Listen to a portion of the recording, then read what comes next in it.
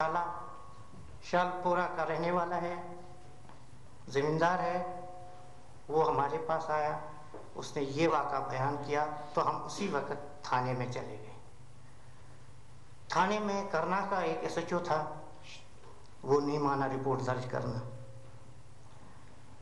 دوسرے دن ہم پھر گئے، ہم پہلے ایف آئی آر ہم نے درج کرائی اور وہاں پہ ساری تفصیل اس واقعے کی درج ہے. تیسرے دن S H O was transferred. اس قسم کی زیادتیاں روز کا معمول ہے. میں آپ سے یہ کہنے آیا ہوں اور آپ کی برادری سے یہ کہنے آیا ہوں کہ پازی پورہ کا واقعہ، چھان پورہ کا واقعہ، یہ واقعہ جو کینان پوش پورہ میں حال ہی میں ہوا، جو آپ نے سب نے سنا ہوگا کہ کس طرح 53 women, old and young, including one aged 80, all were raped, and one being pregnant for 7 months was attacked. She gave birth to a child with a broken arm. میں آپ سے یہ کہنا چاہتا ہوں کہ یہ کون کر رہا ہے اور کیوں کر رہا ہے. یہ سب کچھ دلی سے پلان ہو کے جا رہا ہے. یہ وہ لوکل بدبخت آفیسر خود نہیں کر رہا ہے. You will excuse me to be لینا ہے. Is she a woman for that purpose? No, not at all. 80 سال کی عورت سے زیادتی کرنا اس میں کیا مذائقہ ہے؟ But it forms the part of the plan. دلی والوں کو پتا ہے کہ بندوق سے یہ ڈرے نہیں، رشوت سے یہ پھرے نہیں، مار پیٹ سے یہ مڑے نہیں. اب ان کی غیرت کو جھنجھوڑو، ان کی غیرت کو للکارو، ان کو توڑ دو، بریک ڈاؤن. سو یہ ساری سکیم جو ہے یہ دلی میں بنتی ہے کہ کس طرح ماس ریپ کا سلسلہ جاری رکھا جائے. You will not believe it. یہ ماس ریپ کا سلسلہ ابھی آپ ڈسٹرکٹ کپوارہ میں دیکھیں گے، ایڈجوائننگ مظفر آباد. تو پھر next day you will hear it somewhere in south Kashmir, Islamabad, بیچ میں 80 میل کا فاصلہ ہے. پھر سری نگر میں، then it will continue in Pulwama district, then it will go back to Baramulla district. یہ کنٹینیو پروسیس ہے. تو اس سے کیا فائدہ ہوتا ہے ان کو؟ اب سب سے قیمتی جو چیز ہے کشمیریوں کے پاس یا کسی کے پاس بھی جو بھی غیرت رکھتا ہو، وہ ہے اس کی عظمت.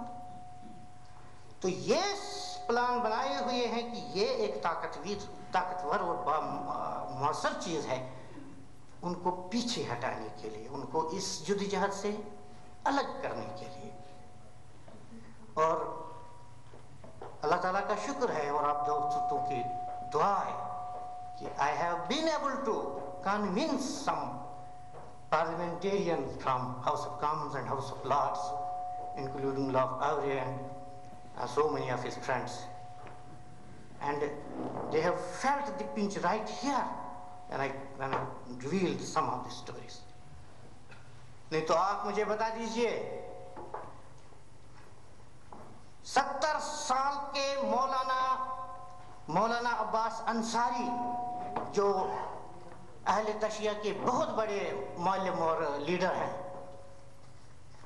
عبدالغنی لون جن کی عمر 60 ہوگی، حاجی ہیں، یا ایون یہ نوجوان شبیر شاہ، ایک ہمارے وہ پروفیسر بٹ صاحب، یہاں ان کے شاید جاننے والے بھی ہوں، بٹ صاحب ہیں یہ مسلم کانفرنس کے. ان سب کو ادے پور جیل میں مار پیٹ کے بعد ایک ہی جگہ پہ کھڑا کر کے الف ننگا کیا جاتا ہے، اور ان کو یہ اجازت نہیں دیتے کہ وہ ہاتھ سے سطر عورت چھپا لیتے، ہاتھ سے اپنے آپ کو ڈھانک لیتے. یہ کہانی ان لوگوں نے خود مجھے تہاڑ جیل میں بتائی جہاں پر یہ چاروں لوگ گرفتار ہیں. اب یہ دیکھیے کس طرح یہ ان کو نفسیاتی طور پر ہمارے ساتھ زیادتیاں کر رہی ہیں. لیکن میں آپ سے صاف صاف بات کرنا چاہتا ہوں کہ وہاں کے نوجوان، وہاں کے رہنے والے نے، میں وادی کی بات کر رہا ہوں، ان تمام حربوں کا توڑ کرنا شروع کر دیا ہے.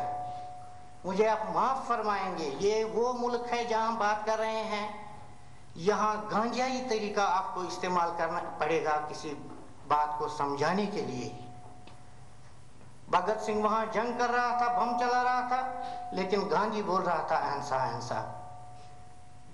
اگر ہم نے ان لوگوں کو متاثر کرنا ہے تو آپ کو یہاں پہ 100% نان وائلنٹ اپنے آپ کو پیش کرنا ہوگا, لیکن حقیقت وہاں کچھ اور ہے.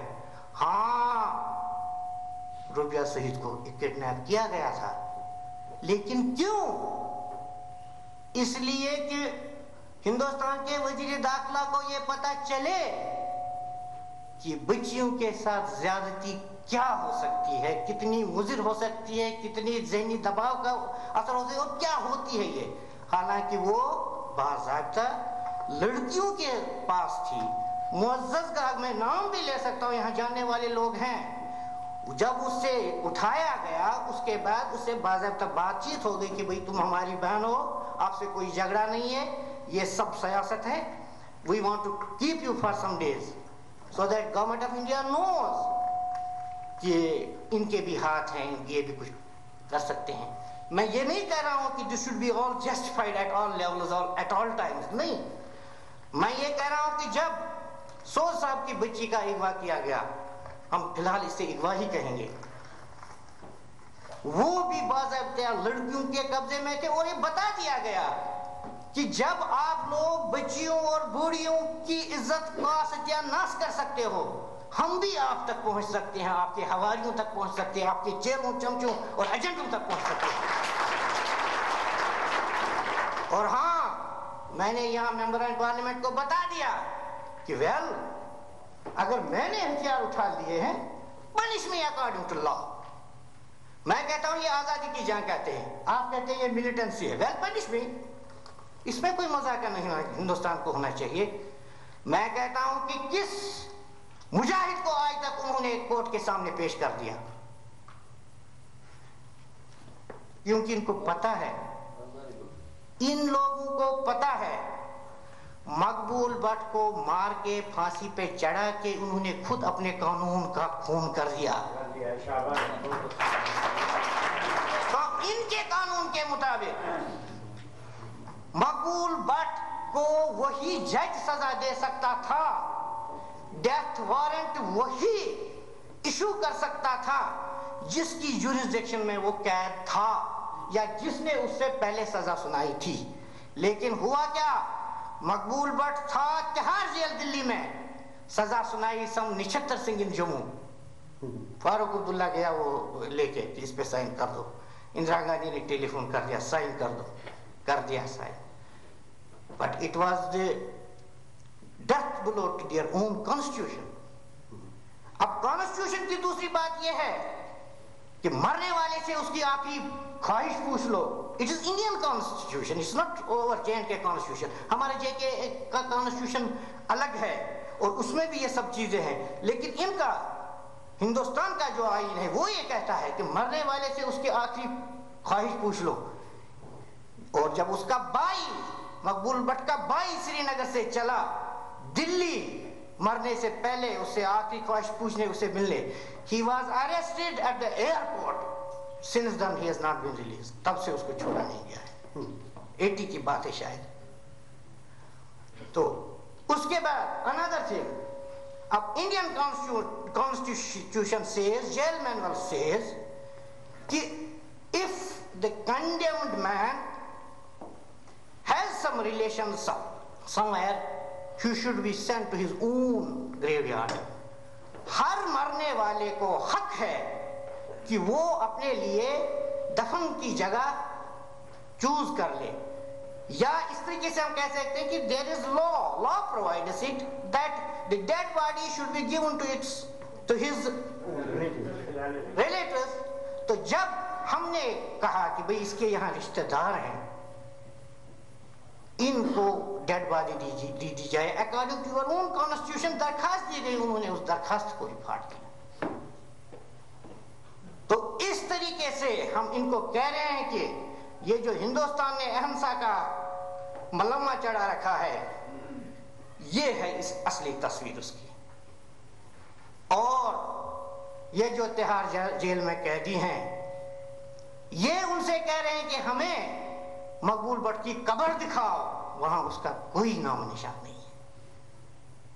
زندہ جلایا تھا، nobody knows. اس کو کئی دیوار میں گاڑ دیا ہے، nobody knows.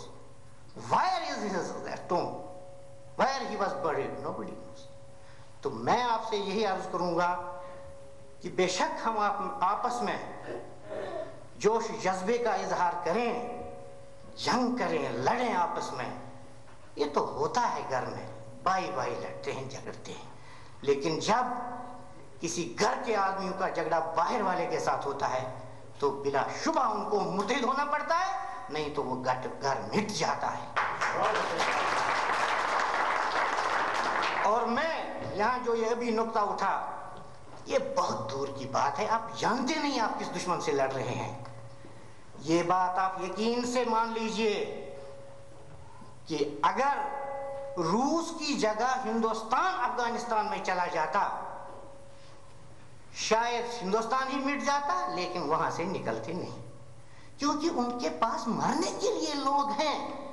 100 کروڑ کی آبادی میں صرف بجٹ بنتا ہے 50% کا. 50% مارے جا سکتے ہیں آسانی سے. ان کے لیے کوئی بجٹ نہیں، کوئی پانی نہیں، کوئی بجلی نہیں، کوئی ٹیکس نہیں.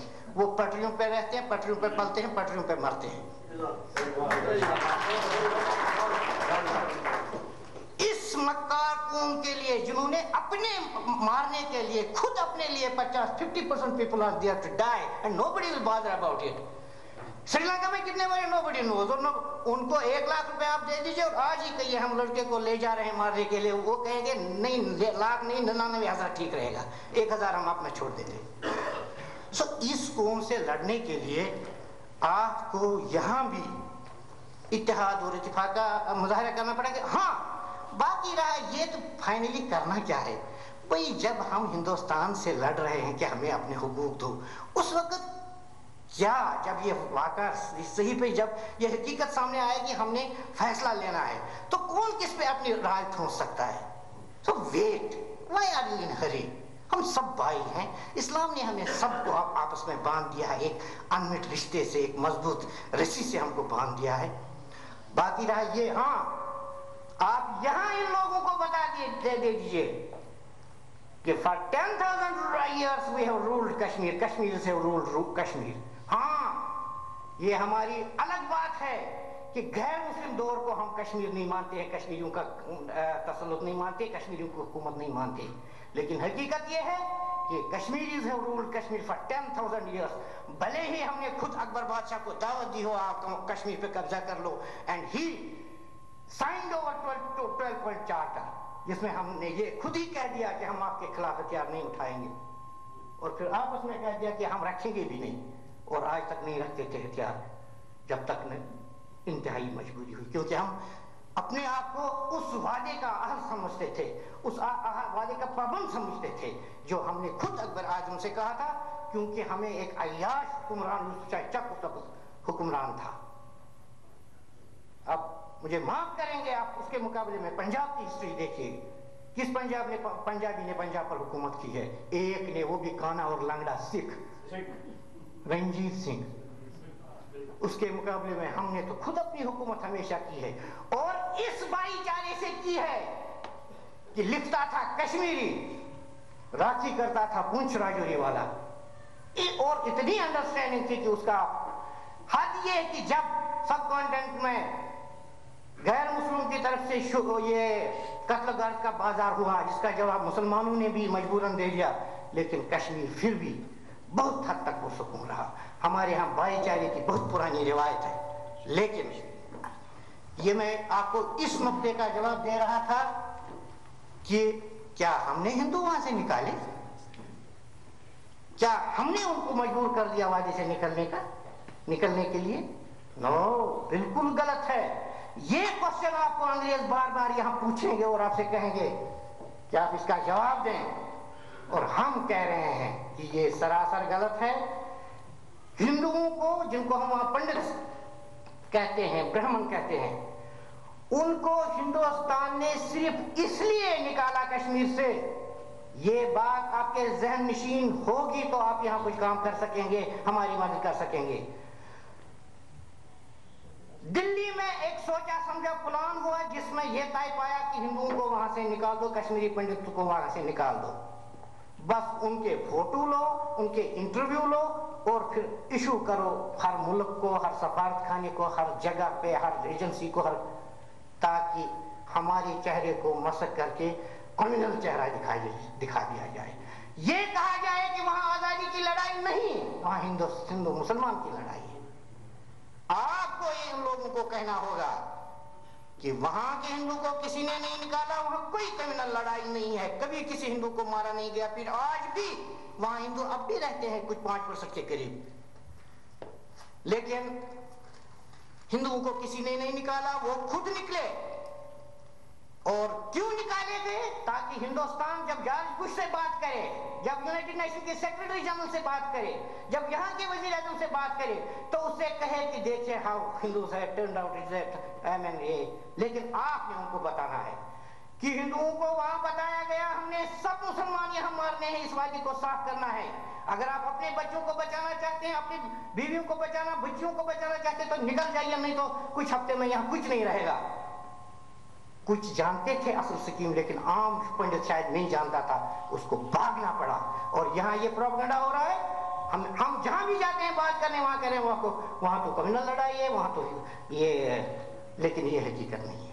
حقیقت یہ ہے کہ وہاں زیادہ لڑائیاں ہم لوگ آپس میں کرتے ہیں جیسے کہ ابھی کچھ، لیکن یہ تو ہو جاتا ہے جہاں 10 پارٹیاں ہوں، 20 پارٹیاں ہوں، 30 پارٹیاں، کبھی کبھی کسی نقطے پہ الجھنا یہ انسانی فطرت ہے، اس کی طرف آپ کبھی دھیان نہ دیں۔ اگر وہ 100% امن کریں لڑکے آپس میں، یا آپ کو میں اپنی بات بتا رہا ہوں، شاید مجھے کہنی نہیں چاہیے تھی، لیکن آپ لوگوں کو یہ اپنے پاس حقیقت رکھنی چاہیے، اس لیے میں آپ سب پر یہ بیان کر رہا ہوں۔ وہاں لڑکے ہیں، تیز ہیں، ناسمجھ ہیں، کبھی کبھی آپس میں بھی الجھ جاتے ہیں، الجھنا نہیں چاہیے تھا ان کو، لیکن الجھ جاتے، لیکن وہ گھر کے فرض ہے، کبھی کبھی ایسا ہو جاتا ہے، لیکن تحریک کے لیے ہیں، کشمیر کی آزادی کے لیے وہ ایک ہیں اور انشاءاللہ ایک رہیں۔ آپ ان کے لیے یہاں جو کچھ کر سکتے ہیں کر لیجئے، وہ اپنی جان نشاور کرنے کے لیے تیار ہیں۔ وسلام۔ گھروں کے اندر ان خواتین سے بھی کیجیے، گزارش کیجیے کہ وہ جب بھی قرآن کریم کی تلاوت کریں، جب بھی نماز پڑھیں، مجاہدین کشمیر کی کامیابی کے لیے دعا کریں۔ میں اس امداد کی طرف بالعموم توجہ نہیں دلائی جاتی، میں اسی بات کے ساتھ اپنی بات ختم کرتا ہوں کہ آپ اپنی ہر نماز کے اندر اور جس مسجد کے اندر آپ نماز پڑھتے ہیں وہاں کے علماء کو توجہ دلائیے کہ ہر نماز کے بعد اپنے ان مجاہدین کشمیر کی کامیابی کے لیے دعا فرمائیں۔ واخر دعوانا یہ تحریک کشمیر کے صدر مولانا مشرقی صاحب، اب میں محترم محمد نثار صاحب سیکرٹری پاکستان مسلم ویلفیئر ایسوسیشن سے التماس کرتا ہوں کہ وہ چند میں کشمیر کے بارے میں کہیں۔ جزاک اللہ۔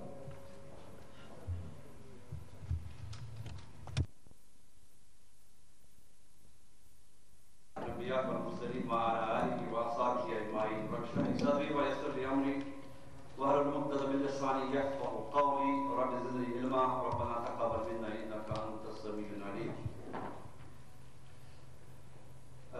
چیئرمین کشمیر برٹش کونسل، میرے بھائیوں جو محفوظ کشمیر سے یہاں تشریف فرما، یعنی یہ بڑی اچھی بات ہے، جو کل تک ڈاکٹر تھے اور ایک پروفیشن سے وابستہ ہے، حالات نے ہمیں اتنا ڈرائیو کیا ہے کہ ہم اپنا چھوڑ کے یہاں پولیٹیکل پلیٹ فارم پر کشمیری بھائی بننے کے لیے پیسے جمع کر رہے ہیں، اور میرے بزرگ جو یہاں پر دینی رہنما ہمارے موجود ہیں، اور میرے بھائی جو پاکستان آزاد کشمیر سے ہیں، اور ہماری بہنیں محفوظ کشمیر کی جو پیچھے بیٹھی ہوئی ہے اور دیکھ رہی ہے کہ یہاں اس ساری اس محفل میں ہماری بہنوں کے بارے میں، ان بھائیوں کے بارے میں جو اس وقت ظلم کی چکی میں پس رہے ہیں، ان کے بارے میں یہ بھائی کیا تاثر اختیار کر رہے ہیں، ان کی کیا جذبات، میں سمجھتا ہوں بڑی خوش ہوئی ہوں گی وہ بھی کہ یہاں پر جو لوگ آئے انہوں نے اپنے جذبات کا اظہار کیا اور سالیڈیٹی کا بھی اظہار کیا، کچھ لوگوں نے پیسے بھی دے دیے اور کچھ لوگ اسے پہلے بھی جمع کر رہے ہیں۔ سب سے پہلے میں سمجھتا ہوں کہ اس کا بہرحال کشمیر برٹش کونسل کے صدر جناب بٹ صاحب کو جاتا ہے، مگر اس میں انتم کوشش جو صدر صاحب نے کی ہے اس کے لیے ہم سب کو شکر گزار کرنا چاہیے. ایک موقع انہوں نے فراہم کیا کہ یہاں اولڈہم کے بھائی ہماری بہنیں بھی ہونی چاہیے تھی یہاں.